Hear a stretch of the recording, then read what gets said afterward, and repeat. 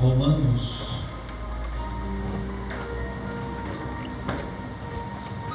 Aleluia.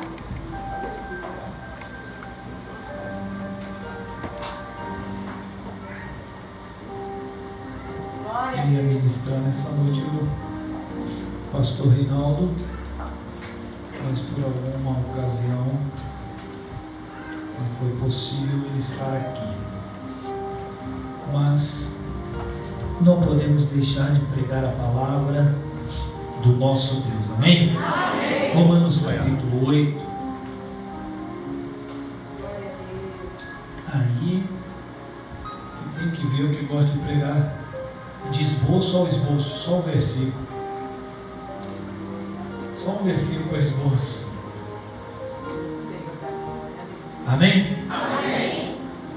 Os irmãos acharam? Amém. O verso que nós vamos ter por base, nós lemos Romanos capítulo 8, do verso 31 até o verso de número 39. Porém, o verso que nós vamos ter por base é o verso de número 35.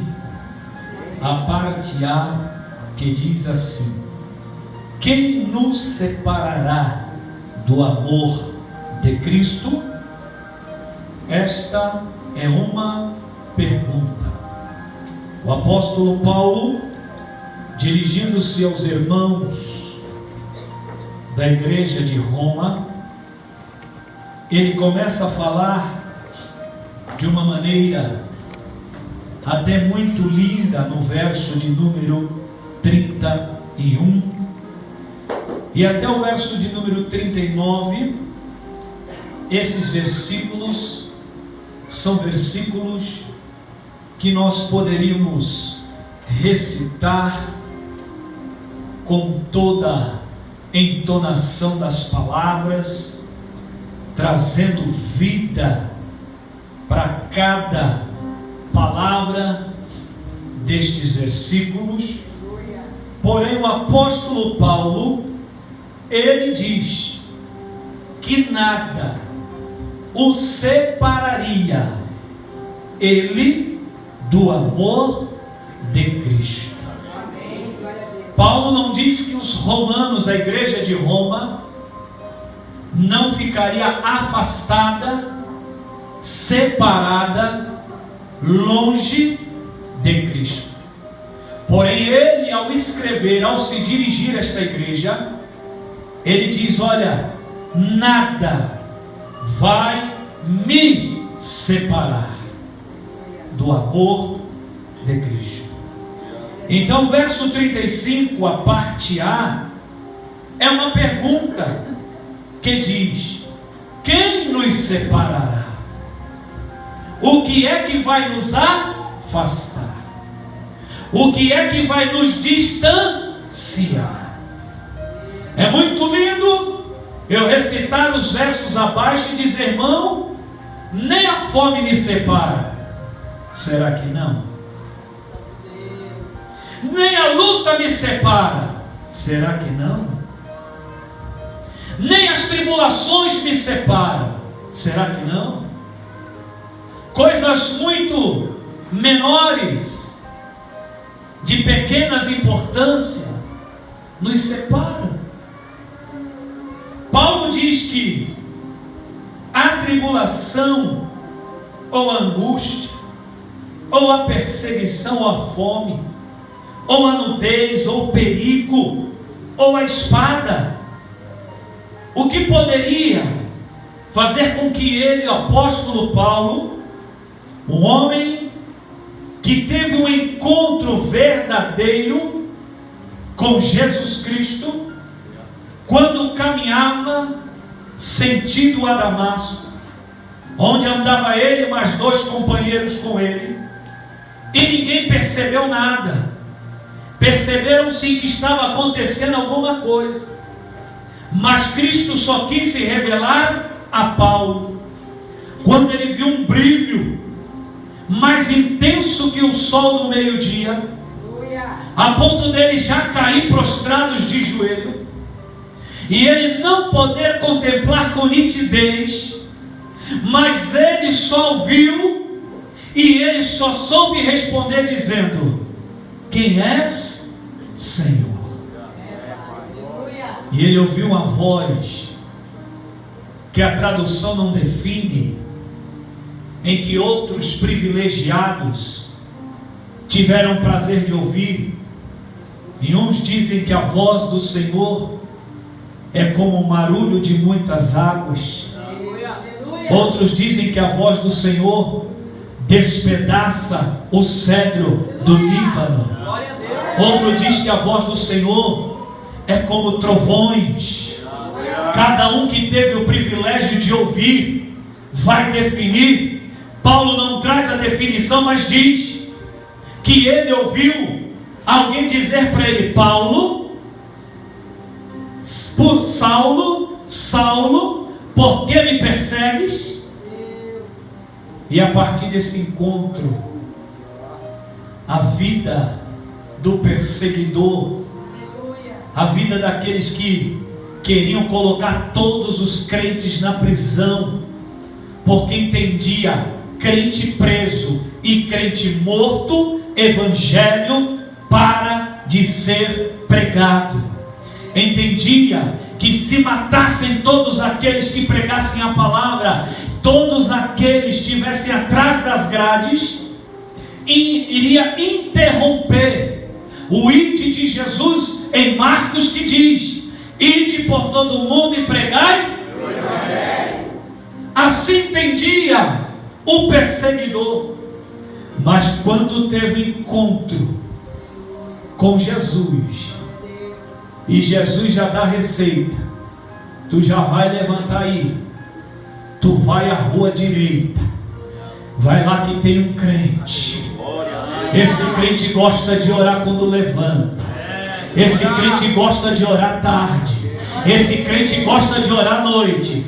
Vai lá porque tem algo especial para você. E Deus já comunica o crente: crente, está vindo um perseguidor aí. E tem o diabo do Senhor, ele persegue os crentes. Ele perseguia os crentes, porque agora ele não persegue mais os crentes. E eu já vou fazer algo novo para ele. Como cantamos nessa noite, que do céu eu tenho muita saudade. Jesus já foi logo liberando para a vida dele o Espírito Santo. Ele vai entrar aqui, mas vai sair dessa casa diferente. Entra Saulo, o perseguidor dos crentes, e já sai Saulo dali, revestido do poder de Deus. Já sai Saulo falando em línguas estranhas.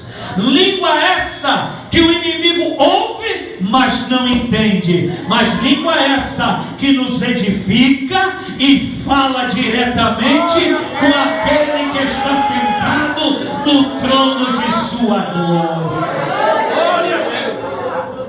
Então Paulo, quando escreve aos amados irmãos, quando se refere aos irmãos de Roma, ele diz assim: quem é que vai nos separar do amor de Cristo? Ele entendia que por todas as situações que ele já tinha enfrentado e que estava para ele enfrentar, nenhuma delas colocada em uma balança era suficiente para separá-lo de Cristo, para distanciá-lo de Cristo. Ele sabia que os seus ouvidos ouviram a melhor voz que poderíamos ouvir. Ele sabia que a sua experiência pessoal, a sua experiência intransferível, porque alguém pode dizer: irmão, eu ouvi a voz de Deus. E você fala aí: pastor, como é que é essa voz? Eu posso tentar querer transmitir para você, mas está longe do que é a voz de Deus. E Paulo sabia: hoje eu só ouvi essa voz, Mas um dia eu não quero só ouvir a voz. Um dia eu quero ver o dono dessa voz. Um dia eu quero ver o rosto do dono dessa voz.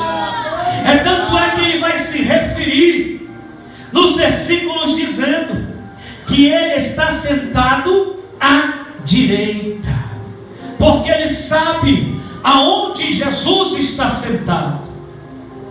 E ele vai dizer no verso 36, como está escrito: por amor de ti somos entregues à morte o dia todo, fomos considerados como ovelhas para o matador. Então o apóstolo Paulo sabia que para separar do amor de Cristo existia inúmeras situações. E olha que Paulo não vive no tempo moderno, num tempo atualizado. Porém ele diz tribulação, angústia, perseguição, fome, nudez ou perigo à espada. Alguma das situações que verdadeiramente poderia dizer situação difícil, situação complicada, algo suficiente que pode fazer o crente dar uma estremecida, fazer o crente dar uma cambaleada. Porém para Paulo nada disso era suficiente para separá-lo do amor de Cristo. Muito diferente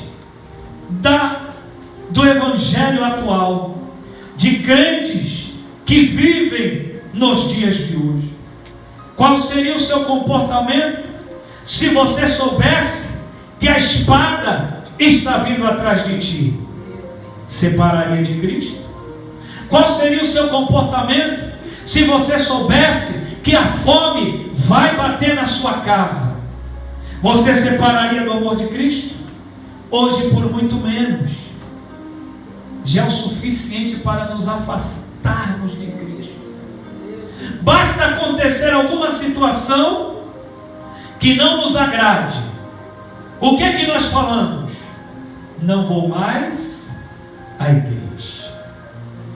Não estarei mais presente nas reuniões.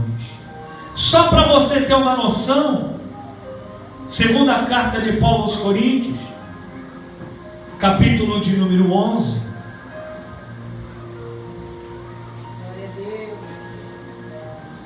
veja se isso aqui não é motivo para separar, para abandonar e para sair dos caminhos do Senhor. 24. 5 vezes recebi dos judeus uma quarentena de açoites menos 1. 3 vezes fui açoitado com varas. 1 vez fui apedrejado. 3 vezes sofri naufrágio. 1 noite e 1 dia, 24 horas então, passei no abismo. Em muitas viagens, muitas vezes, em perigos de rios, em perigos de assaltantes, em perigos entre patrícios, em perigos dos gentios, em perigos na cidade, em perigos no deserto, em perigos no mar, ou seja, o mar bravio, o mar violento, tempestade. Porém, o que mais me choca é o finalzinho do verso 26. Em perigo entre os falsos irmãos. Falsos irmãos. Em trabalhos e fadiga, em vigílias muitas vezes, com fome e com sede, e em jejum muitas vezes, em frio e nudez. Além das coisas exteriores, há o que diariamente pesa sobre mim, o cuidado de todas as igrejas, que enfraquece, que também eu não enfraqueça, Quem se escandaliza, que eu não me abrase. Se é preciso gloriar, gloriar-me-ei no que diz respeito à minha fraqueza. O Deus e Pai de nosso Senhor Jesus Cristo, que eternamente é bendito, sabe que não minto. Em Damasco, o que governava sobre o rei Aretas, pôs guardas às portas da cidade dos damascenos, para me prenderem. Mas por uma janela da muralha desceram num grande cesto, e assim escapei das suas mãos. Nada disso aqui foi suficiente para separar o apóstolo Paulo de Cristo. Nada disso foi suficiente para distanciá-lo. É bem verdade que, como ser humano, ele sentia tristeza. É bem verdade que, como ser humano, ele sentia fraqueza. Mas ele se lembrava: eu ouvi no caminho de Damasco uma voz. E aquela voz disse para mim: és para mim um vaso escolhido. Ele sabia, não foram os mestres da sinagoga que me escolheram. Não foi trazendo uma analogia os pastores da atualidade que me escolheram. Não foram os presbíteros que me escolheram. Não foi grandes ministérios que me escolheu. Paulo sabia: quem me escolheu foi Jesus. Aleluia! E por Jesus escolher a ele, ele não queria distanciar do seu amor. E por causa disso, ele traz a pergunta: quem nos separará do amor de Cristo? E essa pergunta, o Espírito Santo ecoa nessa noite de Santa Ceia, nesta reunião, perguntando para nós, membros e congregados da Assembleia de Deus Palavra Viva, o que tem te separado do amor de Cristo? Porque Paulo nada o separou, mas eu estou apegado, estou próximo ou estou separado? Será que o primeiro ventinho de dificuldade já é o suficiente para te separar? Será que o que você sonhou e planejou não aconteceu já é suficiente para te separar? Eu nem vou falar da perseguição, eu nem vou te falar da fome. Imagina um crente aqui receber uma quarentena de açoites menos um, ou seja, 39 chibatadas nas costas por causa do Evangelho. Sabe quando é que ele pisa na igreja? Nunca mais. Eu nem vou te falar se você passar uma noite, um dia dentro de um abismo. O que tem te separado do amor de Cristo? Porque vir à igreja não é sinônimo de estar próximo de Cristo. Conversando com alguém essa semana, ainda disse: o inimigo é muito inteligente. Antigamente eles tiravam as pessoas da igreja, hoje eles mantêm as pessoas desviadas dentro da igreja. Hoje eles mantêm as pessoas frias dentro da igreja. Hoje eles mantêm as pessoas indiferentes à palavra dentro da igreja. Hoje eles mantêm as pessoas levantadas e frias dentro da igreja. Não é fora, não, é dentro. É dentro da igreja. Hoje ele falou para os crentes: troca o teu título de escolhido por Deus e adquire um título de religioso. religioso. Oferece a tua adoração mecânica. Oferece o teu culto mecânico. Sabe aquele culto mecânico, todo culto igual? Todo culto igual. As mesmas palavras, as mesmas ações, as mesmas atitudes, os mesmos comportamentos. Se a introdução da mensagem já não te agradou, fica sentado aí, mas pega a tua mente, leva para outro lugar. Alguém postou esses dias para trás e foi a maior realidade. Um monte de cadeira na igreja. E sabe o que estava na igreja? As roupas. Porque as pessoas não estavam no culto. Por isso que Paulo diz: nada vai me separar. Porque foram os membros do Sinédrio que te escolheu, Paulo. Foram os membros que te elegeu, Paulo. Foram os fariseus, foram os judeus, foram os escribas. Foi a alta elite, a patente maior que te colocou ali, Paulo? Não, ele sabia: quem me escolheu está ao lado direito de Deus. Ele disse para mim: és para mim um vaso escolhido. E vaso escolhido, ele não se afasta de Deus, ele não se distancia de Deus. Vaso escolhido, ele quer se aproximar de Deus, ele quer estar próximo de Deus. E vaso tem boca, e sabe para quê? É para ser cheio da presença do Espírito Santo de Deus. Deus disse para ele através da pessoa de Cristo Jesus: és para mim um vaso. Isso aqui chama-se o que, seu vermelho? Isso aqui chama-se o que? Isso aqui chama-se o que? Qual dos três está vazio? Então vaso não é para ficar vazio. Mas pastor, quem se distancia de Deus, quem se separa de Deus, está cheio? Sim, muito cheio. Só não está cheio da presença de Deus.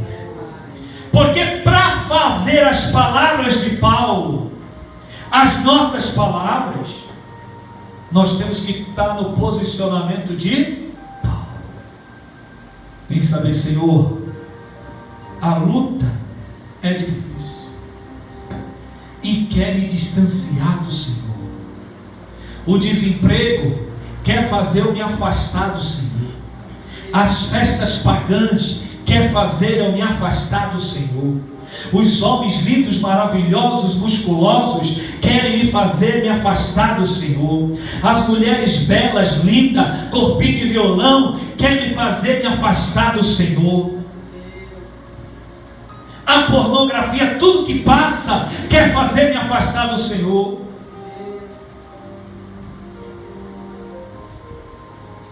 Mas Senhor, em todas essas coisas, eu quero dizer para ti, verso 37, mas em todas estas coisas, somos mais do que vencedores. Paulo sabia que por diversas vezes fizeram de tudo para separar dele, a ponto dele se sentir o quê? Fraco. A ponto dele se sentir fraco, debilitado, sem força. Mas ele percebeu: quando estou fraco, é aí que eu estou forte. Quando eu me sinto fraco, é aí que eu estou me aproximando dele. Porque muitas vezes nós nos sentimos fortes. Eu fico vendo pessoas que não vigiam, abre a boca e diz assim: pastor, eu nunca me desvio. Nesse momento o inferno se levanta. Diabos e seus anjos, potestade e principados se levantam só para fazer você cair. Mas Paulo percebeu: quando eu estou fraco, eu estou forte.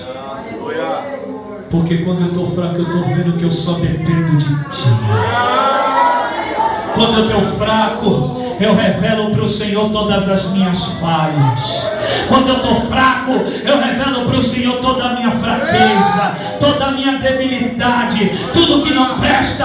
Eu digo a minha incapacidade. Quando estou fraco, eu confesso para o Senhor que eu não passo de pó, eu não passo de cinza, eu não valho nada.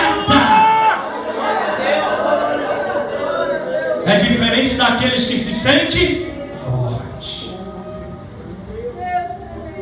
O salmista Davi diz: jamais serei abalado. É um versículo que transmite uma arrogância, uma prepotência. Jamais não serei abalado, confiando na sua força. Ele começa o 31 dizendo: olha, que diremos, pois, estas coisas? Se Deus é por nós, quem será contra nós?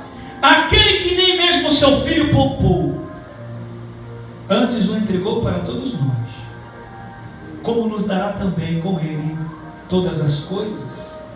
Aí ele vem: quem tentará acusação contra os escolhidos de Deus? Somos acusados o tempo inteiro. Somos acusados pelo diabo, somos acusados pela mente, somos acusados pelo coração, somos acusados pelos irmãos. Então somos acusados o tempo inteiro. Aí ele diz: quem tentará a acusação? Quem é que vai acusar os escolhidos de Deus? Paulo sabia. Ou você acha que ninguém falava mal de Paulo? Sim ou não? Sim. Sim. Paulo tinha que fazer quilo de peixe, como é que pesca? Rede. Paulo tinha que fazer rede, porque tinha alguns irmãos que faziam assim para Paulo. Olhava para Paulo e não gostava de abençoar aquele que pregava a palavra. Então Paulo tinha que costurar, fazer rede, para vender rede. Então muitas pessoas o questionavam, o acusavam. Por isso que ele diz: quem é que vai se meter a acusar contra os escolhidos de Deus? Nessa noite, deixa eu lhe dizer uma coisa. Na hora que for servido vinho, na hora que for servido pão, nós temos os fiscais da obra, aqueles que não vêm participar da ceia do Senhor. Ele vem observar quem vai participar e quem não vai participar. Uma classe de acusadores nós temos aqui. As outras duas estão dentro de você: mente e coração. Mas tem uma classe que está diante de Deus nessa noite e está dizendo: Senhor, a Amélia não pode participar da ceia nessa noite. Senhor, a Amélia pecou, a Amélia errou. Senhor, o Astrogildo, graças a Deus ninguém vê esse nome aqui, não pode participar nessa noite, porque ele foi lá e surrupiou. Ele foi lá e fez o que não era para fazer. Então a pergunta de Paulo ainda está sendo uma evidência: quem tentará a acusação contra os escolhidos de Deus? Então, diante de Deus, a classe do adversário está nos acusando. Nessa noite, temos irmãos que estão nos acusando, temos a nossa mente que está nos acusando, temos o nosso coração que está nos acusando. Mas eu só vou falar para os escolhidos, para aqueles que se aproximam de Deus. Eu só vou falar para aqueles que não abandonam a obra do Senhor por qualquer ventinho, não. Eu só vou falar para aqueles que não abandonam a obra do Senhor por qualquer dificuldade, não. Ele sabe, com luta ou sem luta, eu sou escolhido de Deus.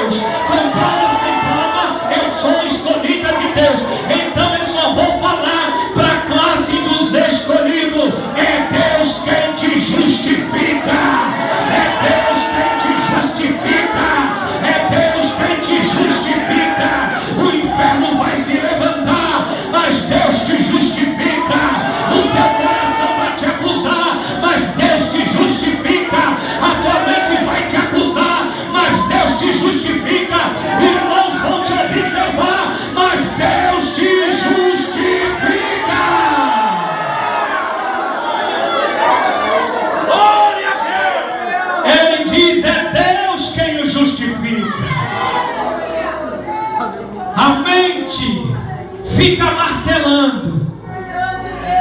Mas Paulo escreve aos Romanos dizendo: se a tua consciência te acusa, sabe quem é maior?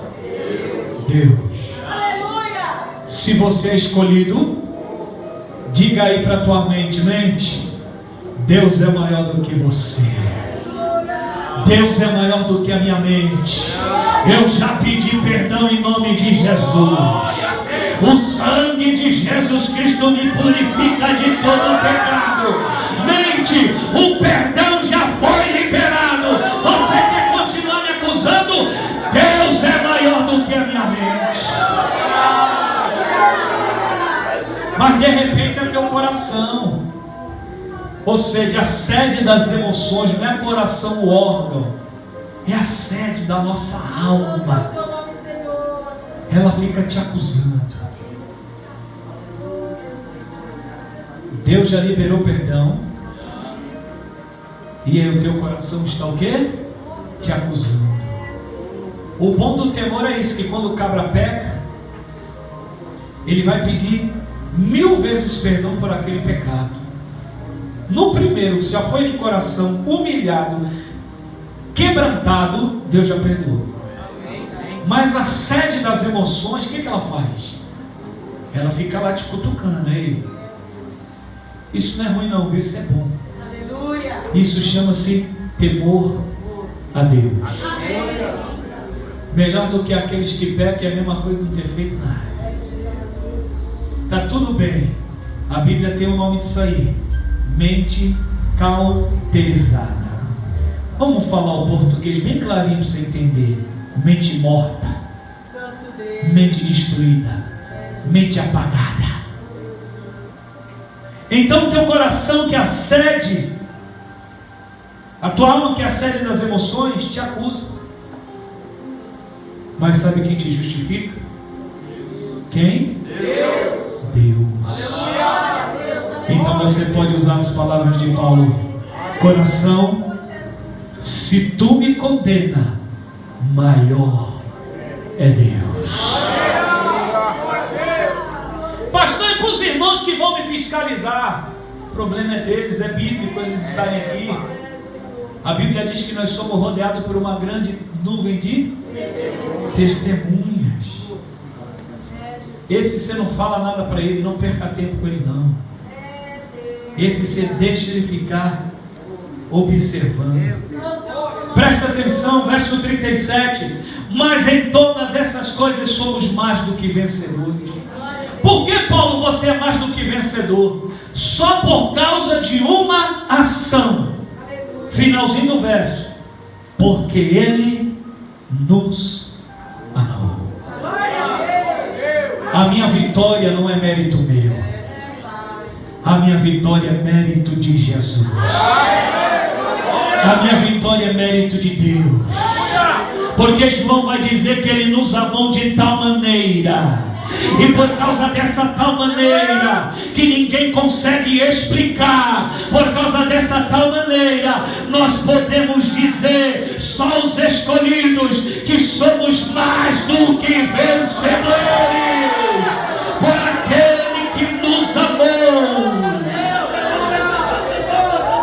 Paulo vai dizer: pois estou certo de que nem a morte, nem a vida, nem os anjos, nem os principados, nem as potestades, nem o presente nem o porvir, nem a altura e nem a profundidade, nem alguma outra criatura nos poderá separar do amor de Deus. Mas isso, irmão, é quem? Quem? Paulo. Mas não cabe só a Paulo, não. Cabe também aos escolhidos. Porque escolhido, ele tem um encontro com Cristo. E quando Deus escolhe, Deus sempre tem uma situação que marca a vida. Deus sempre tem um momento que marcou a vida dele. Deus sempre tem uma experiência que marcou a vida dela. Deus sempre tem algo que é particular entre ele e Deus. Deus e ele e Jesus. Jesus e Ele Espírito Santo e Ele. Por causa deste momento, Ele não quer se afastar do amor de Deus.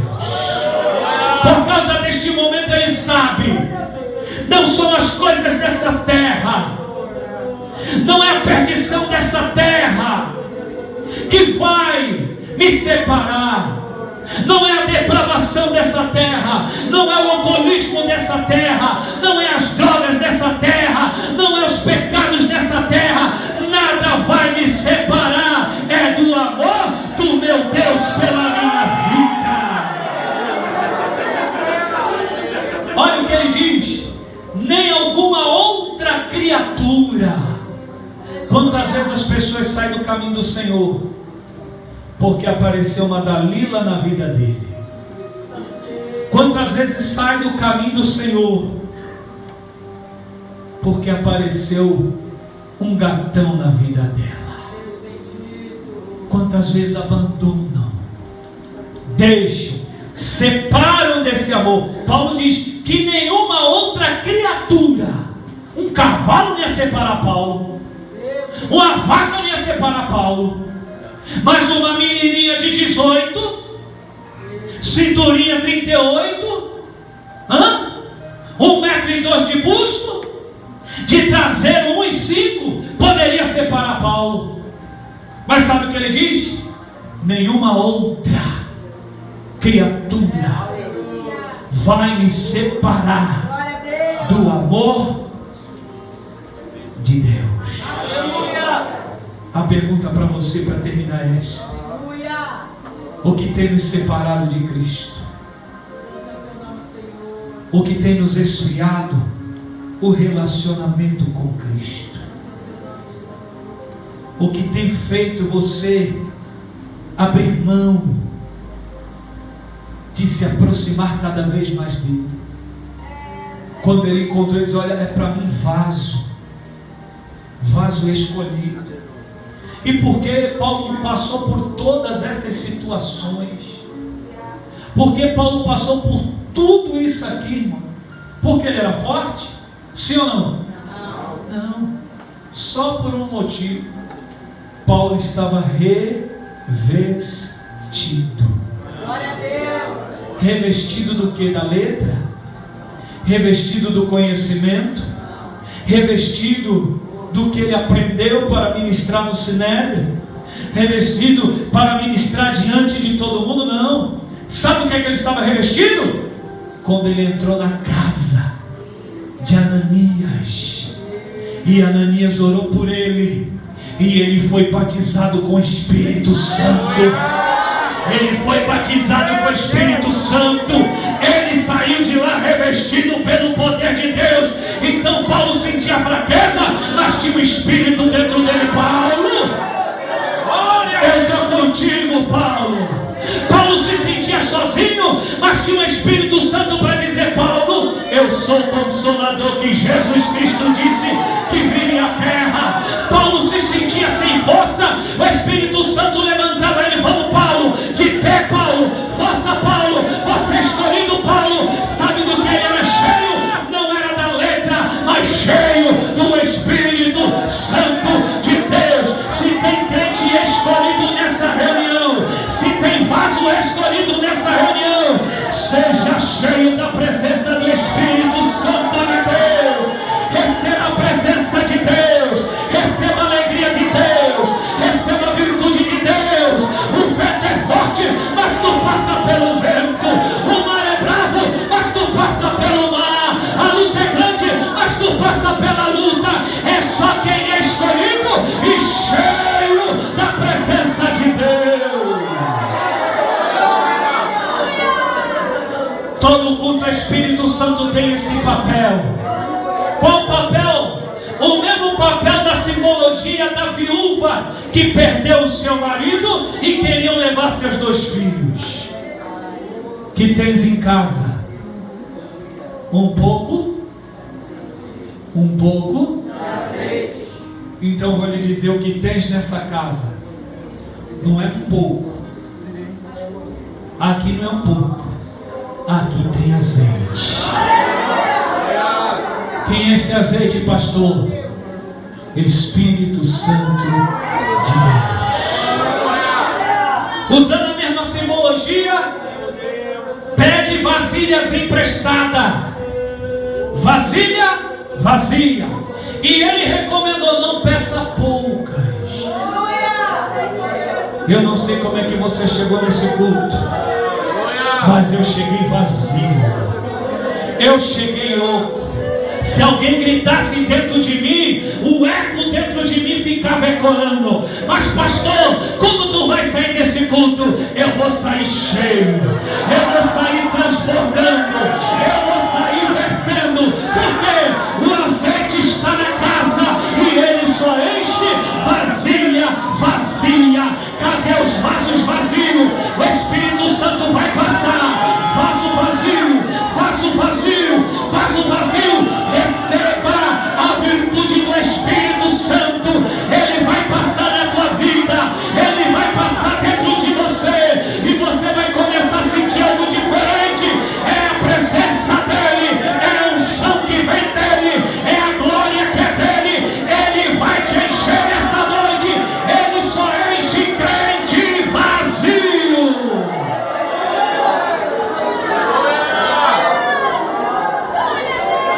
És para mim um vaso escolhido, e teve um que nos escolheu. Paulo foi escolhido a caminho de Damasco, outros foram escolhidos na sarjeta, outros foram escolhidos no mundo de trevas, outros foram escolhidos e ainda estavam sob o efeito do álcool, outros foram escolhidos na pior classe da sociedade. Não importa onde é que tu foi escolhido, o importante é que foste escolhido. Ele nos escolheu, e quando ele escolhe, aquele que é escolhido não quer se separar de Deus. Os escolhidos não querem se afastar dele, os escolhidos querem se aproximar dele. É por isso que ele diz: olha, nada vai poder separar do amor de Deus. Que amor é este? Que está em Cristo Jesus, o nosso Senhor. A ação de Jesus é a maior prova de amor em evidência até os dias de hoje. Não tem nenhum amor que se compare ao dele. O ato de Jesus é para lembrarmos a ele todo dia, para ele nos lembrar, perdão, todos os dias, que ele nos ama. Essa ação que nós vamos participar agora é para lembrar da morte dele. Mas motivo de tristeza, pastor? Não. Lembramos da morte de quem está morto. Lembramos da morte de quem já se foi, mas de Jesus não. Porque Jesus não está morto. Jesus está vivo. A ressurreição está viva. A verdade está viva. O caminho está vivo. A salvação está viva. A porta da graça está viva. Ele está vivo. Então é por isso que eu me glorio na presença dele nessa noite. Não me glorio na minha presença, mas na presença dele. Porque quando ele chega, a situação é mudada, a situação é transformada, o vazio fica cheio, o problemático é resolvido, a enfermidade vai embora, porque ele chega é para trazer renovo. Fica à vontade, Espírito Santo. Fica à vontade, Espírito de Deus. Renova as nossas vidas nessa noite, porque somos para ti como vaso escolhido na tua mão. Curve a sua cabeça. Pai da eternidade, Príncipe da paz, Paulo vai dizer que nada vai nos separar do amor de Deus. Infelizmente é uma realidade dos dias de hoje, que coisas banais, fúteis, têm nos separado de ti. coisas insignificantes, coisas, Pai amado, que não servem de referência, tem nos separado da Tua presença e tem nos mantido frio, tem nos mantido gelado. Paulo, por todas aquelas adversidades, ele sabia que nada poderia separá-lo da Tua presença.